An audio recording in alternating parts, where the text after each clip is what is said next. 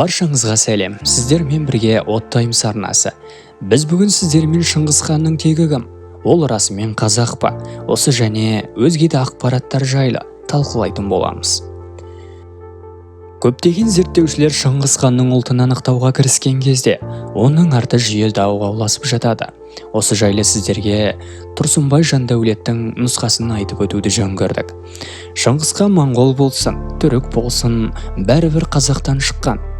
Шыңғыс хан қазақ ұлтының қалыптасуына өзінің салмақты үлесін қосқан тұлға. Ол шашылып жатқан моңғол тайпаларын біріктіріп, түркі халықтарына қарсы шықты.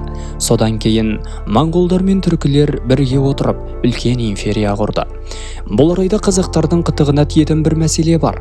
Біз өзімізді түрік ұрпағы санаймыз. Сондықтан қазақтар моңғолдың билігіне тәуелді болды дегенді мойындаудан қашамыз.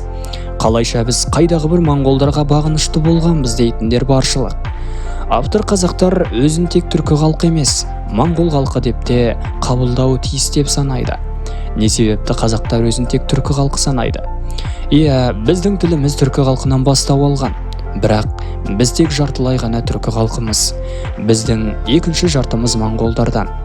Біз түркі моңғолдарымыз. Бұл жағымды болсын, болмасын тарихи факті. Бүгінде әр қазақ жартылай түркі, жартылай моңғол болып келеді. Қазақ хандарының да моңғолдармен қан аралас болған. Барлық қазақ хандарының, мәселен, қазақ хандығының негізін қалаушылар Керей мен Жәнібек, Қасым хан, Хақназар хан, Есім хан, Тәуке хан, Абылай хан және тағысын тағылардың қанында моңғолдардың қан аралас екені белгілі. Біздің қанымыз моңғолдармен аралас екенінен ұялу керекпіз бе? Меніңше жоқ, себебі моңғолдар ұлт ретінде түркілерден еш кем түспейді дейді Тұрсынбай Жандәулетұлы. Осы тақырып жайында мен көп іздендім. Қай мақала болсын, мейлі Шыңғыс ханды қазақ деп барынша қисынын келтіруді әйтеуір. Ал сіздің бұл жайында пікіріңіз қандай? Осы тұрғыда мен де өз ойымды айта кеткенім жөн болар деп ойлаймын. Мақұл, Шыңғыс хан қазақ болып шықты делік. Сонымен не өзгереді?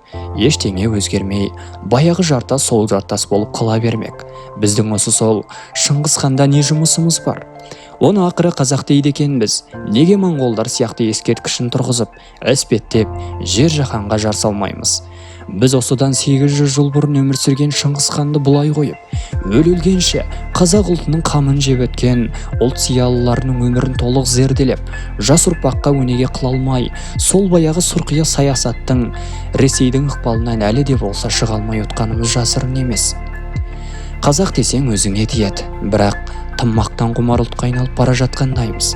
Шыңғыс ханды қазақ деп таласуымыз да сол бір мақтан үшін іспетті.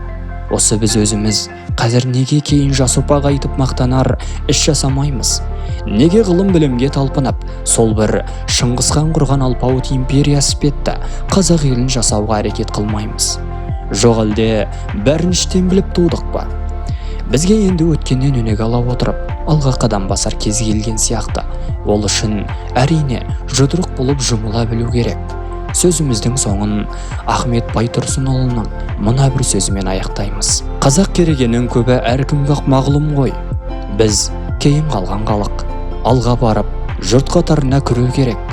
Басқадан кем болмас үшін білімді, бай һәм күшті болуымыз керек. Білімді болуға оқу керек. Бай болуға кәсіп керек, күшті болуға бірлік керек. Осы керектердің жолында жұмыс істеу керек. Сіз үшін Оттаймс.